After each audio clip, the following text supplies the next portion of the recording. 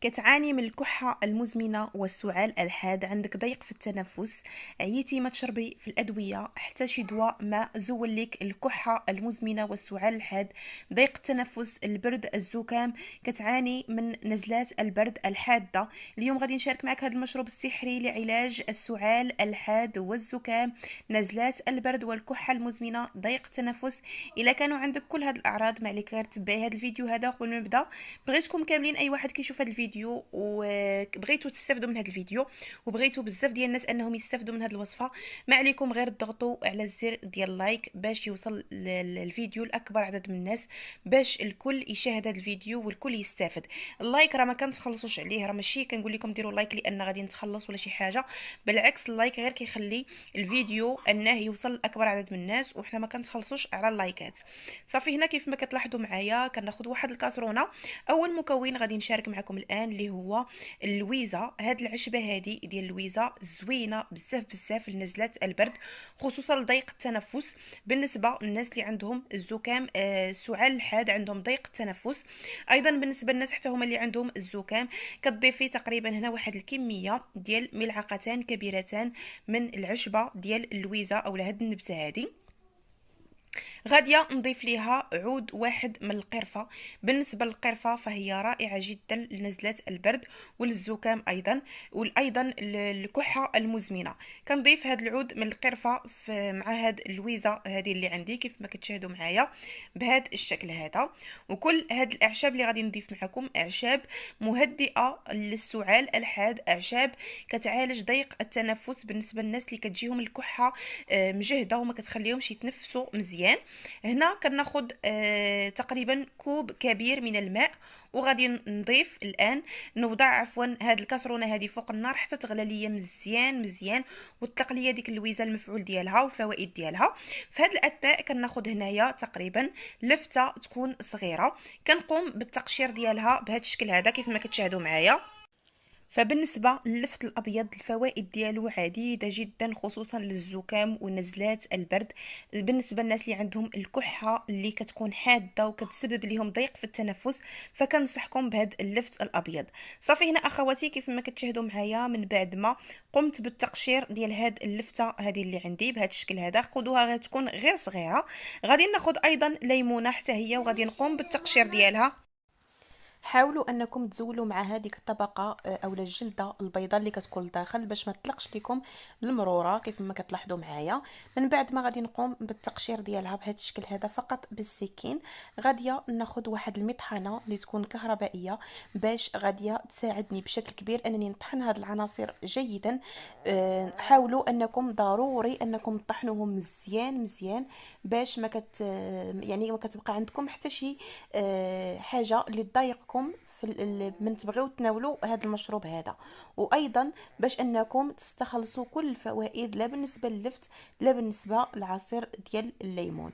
فبالنسبه للعصير الليمونه علاش قمت بالطحن ديالها مع هاد اللفته وما عصرتهاش يعني ما عصرتهاش باش تساعدني بشكل كبير ان هاد اللفته تطحن ليا حتى هي، باش ما نستعملوش الماء غير الليمون مع هاد اللفته.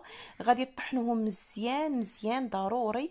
الا عصرتوا الليمونه وضفتوها مع اللفته ممكن، ولكن تقدري انك غير تقشريها وتضيفيها مع اللفت هكذا. داك العصير ديال الليمون اولا الماء اللي كاين في الليمون غادي يساعدكم باش ان ديك اللفته حتى هي تطحن لكم مزيان مزيان وتطلق لكم الماء ديالها. صافي هنا اخواتي كيف ما كتشاهدوا معايا غادي ناخذ فص واحد من الثوم، والثوم رائع جدا للبروده والكحه. غادي ناخذ فص من الثوم كيف ما كتلاحظوا معايا، وغادي نطحن جيدا هاد العناصر.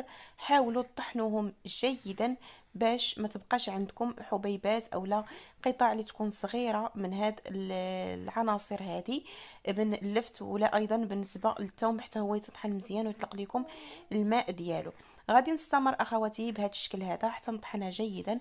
وكنتمنى اللي مازال ما دارتش لايك تخلي لايك باش الناس كامله تستافد. كل شيء راه مريض دابا، هذا هي الوقت ديال نزلات البرد وكل شيء كيعاني من الكحه كيعاني من ضيق التنفس كيعاني ايضا من الزكام الحاد، كيعانيو ايضا من يعني نزلات البرد اللي كتكون حاده. فهاد الوصفه مهدئه وزوينه بزاف بزاف وكتشافي وكتعالج. صافي هنا اخواتي من بعد ما طحنت جيدا هاد العناصر اللي عندي، فغاديه ندوز باش انني نضعها في واحد الزلافه باش تسهل عليا، باش من نبغي نصفيها ما تجينيش يعني ثقيله هاد المطحنه هادي. صافي هنا اخواتي من بعد ما طلقوا لي الماء ديالهم كيف ما كتلاحظوا معايا بهذا الشكل هذا، غادي ناخذ كميه بكميه من هاد العناصر هادي، وغادي نصفيها مزيان مزيان كيف ما كتشاهدوا معايا. كيكون فيها ماء تبارك الله كتير، حاولوا انكم تصفيوها مزيان مزيان، وداك اللفت حتى هو كيطلق لكم الماء ديالو كيكون ابيض كيف ما كتلاحظوا معايا بهذا الشكل هذا.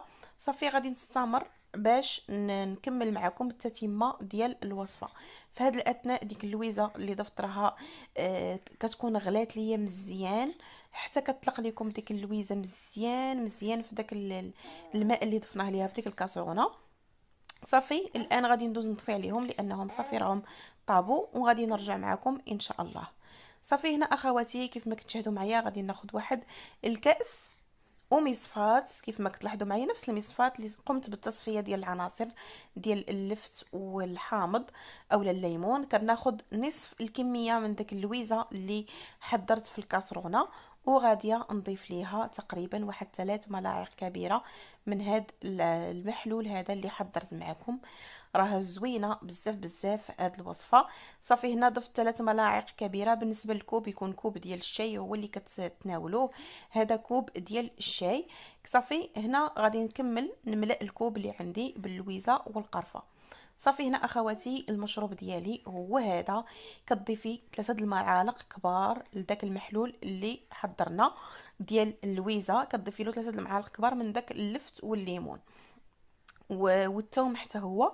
صافي هنا اخواتي كيف ما كتلاحظوا معايا بالنسبه للتحليه ديال المشروب كنضيف ملعقه من العسل الطبيعي، او تقدروا تضيفوا السكر. الناس اللي ما عندهمش العسل الطبيعي ممكن انهم يديروا السكر، هذا فقط للتحليه ديال المشروب لا غير، يعني باش تقدروا انكم تناولوه. فبالنسبه اخواتي لطريقه الاستعمال فهي طريقه سهله وبسيطه.